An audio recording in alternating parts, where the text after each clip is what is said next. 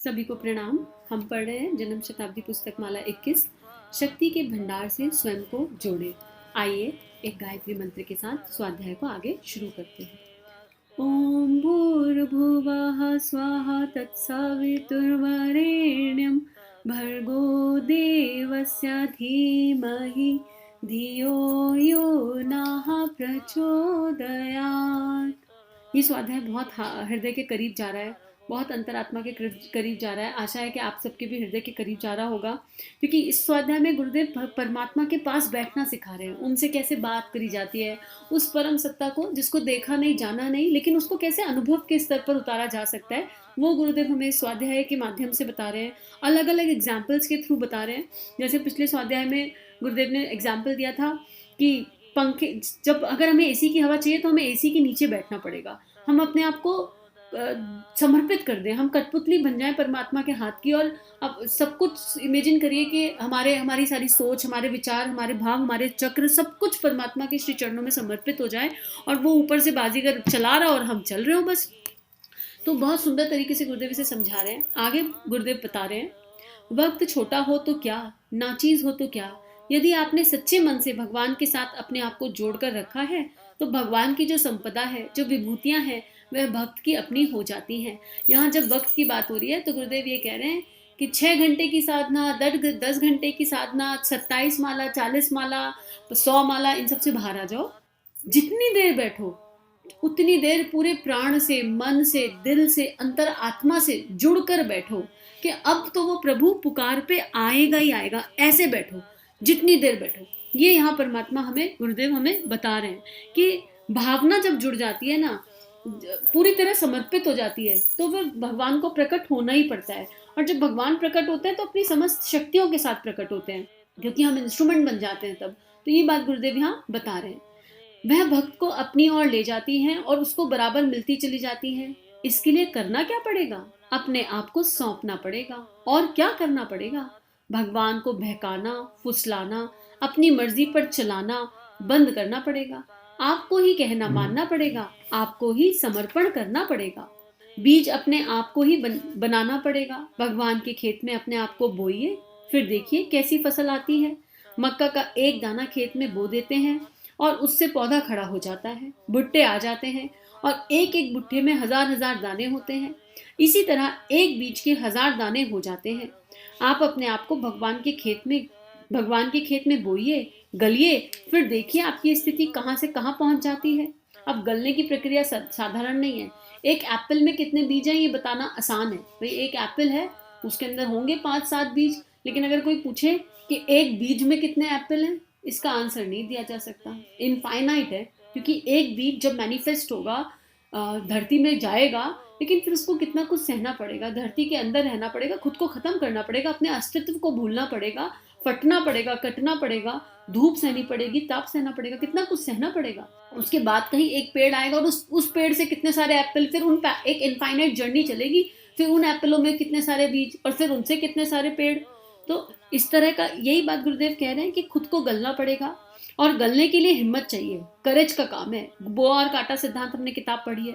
उपासना समर्पण योग में भी, प्रेम योग में भी गुरुदेव ने हर जगह एक ही बात बताई है, साहस, कि ये साहसियों का काम है। हम जरा 4 कदम चलते हैं, फिर सोचते हैं अरे कुछ छूट तो नहीं जाएगा, फिर कोई इंद्रिय का लालच सामने आ जाता है, फिर कोई छोटे छुटपुट लालच, कच्चे लालच हमको रोक देते हैं, या फिर हमारे मन के आसक्ति का भाव, मोह का भाव, ये जो शरीर भाव के जो भाव बांध के रखने वाले भाव होते हैं ना, प्रेम, माया जाल, ये हमें रोकने लग जाते हैं। तो हमें ऐसे नहीं, करेज और साहस के साथ चलना पड़ेगा, पक्का होकर चलना पड़ेगा। और परीक्षाएं भी होंगी, हालांकि वो परीक्षाएं लगती हैं पर वो कृपा होती है।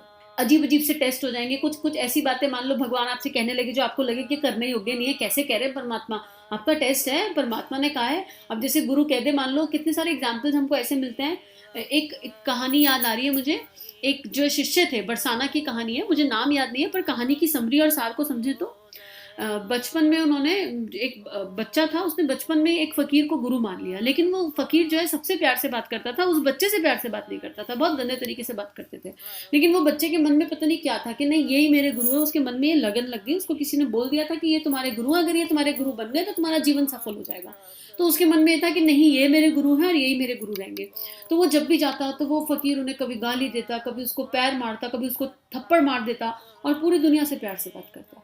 लेकिन वो बच्चे ने छोटी उम्र 11-12 साल की उम्र से शुरू करी अपनी जद्दोजहद, लेकिन वो बच्चा हार नहीं माना। वो 21 साल का हो गया और उस फ़कीर के पीछे पीछे घूमता रहता आए दिन, लेकिन वो फ़कीर निष्ठुर निष्ठुर होके कुछ कहता ही नहीं, हमेशा उसको उल्टे बात बोलता। तो एक बारी परिक्रमा, गोवर्धन की परिक्रमा का जो है मैंने जहाँ पढ़ा था वहाँ एक कुछ था, वृतांत था कि वो बच्चा जो है बड़ा हो गया था, अब 21 साल का हो गया, बड़ा हो गया, और वो फिर भी फकीर के पीछे पीछे पीछे पीछे था। तो एक दिन फकीर ने पलटा और उसको बोला कि तू जाता क्यों नहीं, तुझे इतने साल हो गए मेरे पीछे पीछे पड़े पड़े। तो उसने बच्चे ने बोला कि नहीं मैं नहीं जाऊंगा, मुझे तो तुमको गुरु बनाना है और मुझे पता है तुम ही मेरे गुरु हो, और जब तक आप मेरे गुरु मुझे शिष्य के रूप में स्वीकार नहीं करोगे मैं नहीं जाऊंगा। तो फकीर ने बोला मैं तुझे जान से मार देता हूँ, फिर आज मैं तुझे खत्म ही कर देता हूँ। और मात्र उसने बोला कर दो तुम्हारे हाथ से, मुझे मृत्यु भी मंजूर है। और मात्र फकीर ने कहा नहीं, फकीर ने एक उठाई, एक वहां से लाठी और उसके सिर पे दे मारी, बच्चे के 21 साल के उस युवक के, और उसके सिर में से खून खून निकल गया और वो वहां बेहोश होकर गिर गया। लोगों ने भी आके फकीर को 4 बार सुनाई, लेकिन फकीर टस से मस नहीं हुआ। और जब वो होश आया, उस लड़के को जब होश आया तो उसने देखा कि वो जब हॉस्पिटल में था तो वो फकीर की गोदी में था। तो लोगों को समझ नहीं आया और खुद उसको समझ नहीं आया, और वो फकीर रो रहा था, आंखों से आंसू गिर रहे थे उसकी। तो उसने पूछा कि अब तो मैं बिल्कुल मृत्यु के मुख से वापस आया हूँ, मुझे समझ नहीं आ रहा।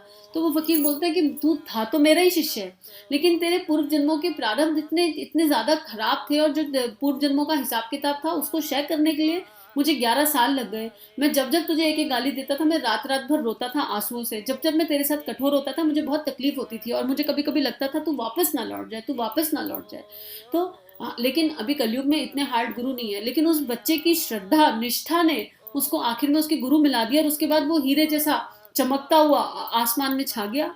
तो ये एक यात्रा है। तो हम क्या उस लेवल पे तपने गलने के लिए तैयार है? हालांकि कलयुग में तो इतना सरल हो गया है, कलयुग में तो दिल से आप याद करो, भगवान श्रेष्ठ चेतनाओं को ढूंढ रहे हैं, और हमारे अंदर अगर 10 बुराई और एक अच्छाई है ना, तो परमात्मा आपकी उस एक अच्छाई को इतना बढ़ा देंगे, इतना बढ़ा देंगे, इतना बढ़ा देंगे कि वो 10 बुराइयां अपने आप नलीफाई हो जाएंगी। क्यों हो जाएंगी नलीफाई? एक गिलास लो, एक गिलास में गंदा पानी भर लो, कॉफी का पानी डाल लो, और अगर आपसे कहा जाए कि इस कॉफी के पानी को साफ करना है, मतलब ये गिलास में साफ पानी भरना है लेकिन बिना पानी फेंके भरना है, गिलास को उल्टा नहीं करना, तो आप क्या करोगे? बहुत छोटी सी बात है, नल के नीचे जाएंगे, नल चला देंगे और गिलास को उसके नीचे रख देंगे। एक टाइम ऐसा आएगा जब गिलास में से कॉफी का पानी ओवरफ्लो होकर साफ पानी भर जाएगा, आएगा। तो गुरु वही शक्ति है, वो हमारी एक अच्छाई जो भी हमें उसकी कृपा से ही मिली हुई है, उस एक अच्छाई को इतना बढ़ा देगा, इतना बढ़ा देगा, इतना बढ़ा देगा कि अंदर की सारी गंदगी अपने आप साफ हो जाएगी। लेकिन हमें एक बार, लेकिन पहला कदम हमको उठाना पड़ेगा। क्या हम वो पहला कदम उठाने को तैयार हैं? हम वो साहस के साथ चलने को तैयार हैं? बात वो है। तो साहस के साथ जो चलने को तैयार है, जो गलने के लिए तैयार है, उसके जीवन में गुरु मैनिफेस्ट होकर ही रहता है। आगे गुरुदेव लिख रहे हैं, आप गलने की हिम्मत नहीं करेंगे, बीज को जिंदगी भर अपनी पोटली में रखे रहेंगे और यह अपेक्षा करते रहेंगे कि जमीन हमारे खेत लहला दे और हमको नहीं गलना पड़े। ऐसा कहीं हुआ है क्या? ऐसा कहीं नहीं होगा। आपको गलना तो पड़ेगा। अगर आप नहीं गलेंगे तब भगवान से आप क्या उम्मीद करेंगे?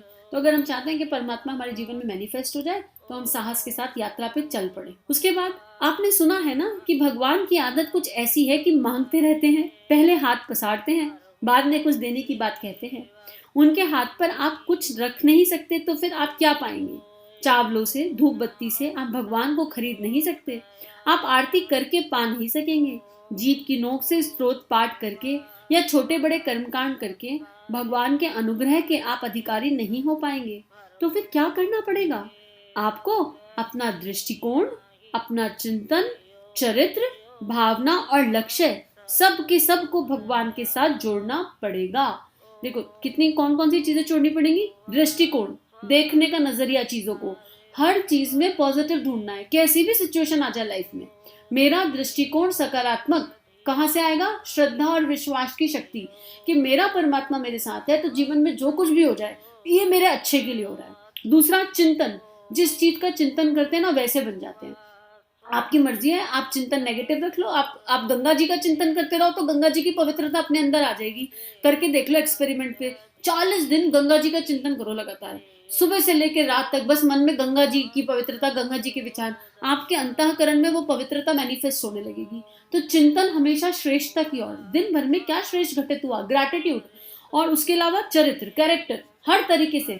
चरित्र का मतलब यहाँ केवल वासना की बात नहीं की जा रही, कैरेक्टर ऑल ओवर पर्सनालिटी की बात की जा रही है। हम सबका अच्छा सोचेंगे, हम सब में अच्छा ढूंढेंगे, सबका अच्छा चाहेंगे, ये वाली बात की जा रही है। और भावना और लक्ष्य, लक्ष्य किधर, केवल एक परम सत्ता की तरफ, और कोई लक्ष्य नहीं, कोई और लक्ष्य नहीं। प्रेम, लक्ष्य और परम सत्ता की तरफ, मतलब वो परमात्मा क्या है, वो प्रेम है, प्रेम की ऊर्जा है, manifestation of energy of love. कौन सा वाला जो हम और आप करते हैं वो नहीं, शरीर भाव वाला नहीं, वो वाला जिससे, जिस ऊर्जा से ये पूरा ब्रह्मांड बना है, वो मेरा लक्ष्य होना चाहिए। और जिसका लक्ष्य वो हो गया, उसके हृदय में भावनाएं, संवेदनाएं, करुणा, अपने आप सारे श्रेष्ठ गुण जागृत हो जाएंगे। तो ये सब चीजें अगर हमारी उस परमात्मा से जुड़ जाए और ये सब डायरेक्शन मिल जाए, तो उसके बाद सब कुछ अपने आप होने लगेगा। तो यही गुरुदेव कह रहे हैं, जिस दिन आप यह करने को तैयार हो जाएंगे, तो उस दिन आप देखिएगा क्या क्या होता है। एक बार भगवान की मर्जी पूरी करके तो देखिए, फिर आपको कुछ मिलता है या नहीं, भगवान नियत देखते हैं। मैंने सुदामा का नाम लिया था ना, सुदामा ने अपनी पोटली दे दी थी, बाद में उन्हें भगवान ने जो दिया वो आप सब जानते हैं। जिसके पास भी भगवान जाते हैं, मांगते हैं, देते हुए नहीं। शबरी के पास भगवान गए थे तो कोई सोना चांदी या हीरे मोती लेकर नहीं गए थे, वे मांगते हुए गए थे कि अरे हम बहुत भूखे हैं, कुछ खाना खिलाइए। शबरी के पास झूठे बेर थे, जो कुछ भी था भगवान के सुपुत्र कर दिया गया। कितना सुंदर गुरुदेव एग्जाम्पल्स देते हैं, मैनिफेस्ट करते हैं। सब एग्जाम्पल हमने सुने हैं। और एक और स्टोरी इस बात पे याद आ रही है, बड़ी अच्छी स्टोरी है, मार्मिक सी स्टोरी है कि एक लेडी थी, वो रोज अपनी खिड़की पे एक रोटी रखती थी बनाकर, और रोज एक भिखारी आता था और वो रोटी खा के जाता था, लेकिन बदले में ना कभी दुआ नहीं देता था, तो बदले में कुछ अच्छा सेंटेंस नहीं बोलता था। ठीक है। तो वो लेडी कई दिन तक ऑब्जर्व करती रही, तो उसको लगा कि ये रोज आता है, कभी एक दुआ, एक आशीर्वाद नहीं देके जाता, हमेशा कुछ गलत गलत गलत गलत बोलता है। और उस लेडी के मन में ना उसके लिए, फकीर के लिए कुछ नेगेटिविटी इकट्ठी हो गई। वो और टाइम निकल गया, टाइम निकलता जा रहा था और उसकी नेगेटिविटी मैनिफेस्ट होती जा रही थी अंदर अंदर अंदर, कि ये फकीर क्यों, ये रोज आता है मेरी रोटी उठाकर खाता भी है, लेकिन कभी कड़वा बोल देगा, लेकिन कभी कोई मीठा बोल नहीं बोलता।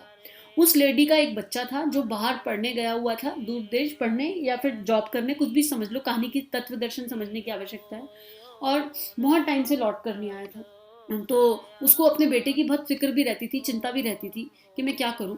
तो एक दिन जो है उस लेडी के मन में आया, उस फकीर से उसको इतनी इरिटेशन हो गई, इतनी इरिटेशन हो गई। एक होता है एक भाव जब मैनिफेस्ट हो जाए अंदर, कि उसने सोचा कि मैं इस फकीर को ना मार ही दूंगी, कल जो है रोटी में जहर डाल दूंगी और जहर डाल के रोटी बनाऊंगी और ये फकीर खाएगा और ये मर जाएगा उसके बाद, तो मुझे इसका चेहरा ही नहीं देखना पड़ेगा, ये रोज आता है, जाता भी नहीं है और मुझे इरिटेट करता है। तो वो रोटी बनाने लगी, तो उसने जहर डालने की कोशिश करी, फिर उसके अंतरात्मा ने कहा कि ये क्या करने जा रही हो, ये कितना कितना मूर्खतापूर्ण विचार है इतनी छोटी सी बात पे, कि तुमको इसकी शक्ल अच्छी नहीं लग रही, या ये तुमको दुआएं नहीं दे रहा, तुम इसलिए ऐसा कर रही हो। और उसने भगवान से क्षमा मांगी और रोटी बनाई। उसके बाद चली गई रोटी बना के, फकीर आया अपने टाइम पे, रोटी उठाई और चला गया, और उसको बहुत जोर से गुस्सा आया लेडी को, कुछ नहीं बोली, वो अपने रूम में चली गई। 1 डेढ़ घंटे बाद उसके घर का दरवाजा खटखट जो है बजा, और उसने देखा कि उसका जो बेटा 2 4 साल से नहीं आया था, वो बेटा बिल्कुल थके हार, फटे हुए वस्त्र, बिल्कुल दीनहीन जो है लौट के आया। तो उसने पूछा कि भैया तेरी ये हालत कैसे हो गई। तो बोला कि हाँ, वो बेटा आर्मी में था, कहता मुझे ना वहाँ पे जो है दुश्मनों ने पकड़ लिया था और मैं किसी तरह भागते हुए आया, पर अब मैं मरने ही वाला था, मैं जो है अपने शहर के एज पे था और मैं मरने ही वाला था, कि अगर मुझे अन्न नहीं मिलता, मैंने इतने दिनों से कुछ खाया नहीं था। तो एक फकीर आया और वो फकीर ने मुझे बोला, एक माई मेरे लिए रोज रोटी बनाती है, आज इस रोटी पे तेरा हाथ होगा, इस रोटी पे तेरा नाम लिखा है, तो उस माई को तू दुआ दे दे। मैं तो कभी उसे कुछ ना अच्छा बोला ना बुरा बोला, बोला भी तो कड़वा बोला, तो ये रोटी आज तेरे नाम की। और माँ उसने, फकीर ने मुझे वो रोटी दे दी, उससे मेरे प्राण आया और मैं लौट के आ गया। और जैसे ही उसकी माँ ने ये बात सुनी, उसकी माँ के रोंगटे खड़े हो गए, क्योंकि वो समझ गई थी कि वो फकीर कौन है, और क्योंकि उसने कहा सालों से वो रोटी मेरे लिए माई रखती है, तो वो तुरंत, और उसको लगा कि आज तो मैं रोटी में जहर डालने वाली थी। तो जो हम करते हैं वो कैसे लौट के आता है, कर्म की कहानी देखो। तो ये इस स्टोरी में गुरुदेव कह रहे हैं कि तुम अपने आप को समर्पित कर दो तो लौट के आएगा। जो तुम मैनिफेस्ट करोगे, जो तुम बोओगे वो तुम पाओगे। तो हम क्या गलने के लिए तैयार हैं, हम खुद को बोने के लिए तैयार हैं या नहीं, हम अपने आप से प्रश्न कर लें। आगे का स्वाध्याय कल करेंगे। सभी को प्रणाम। हम सभी का जीवन गुरु तत्व के शिक्षण संरक्षण में मंगलमय है। हमारे YouTube चैनल को सब्सक्राइब कीजिए और बेल आइकन पर क्लिक कीजिए ताकि आने वाली सभी वीडियो की नोटिफिकेशन आपको मिलती रहे। आप सभी को बहुत बहुत थैंक यू।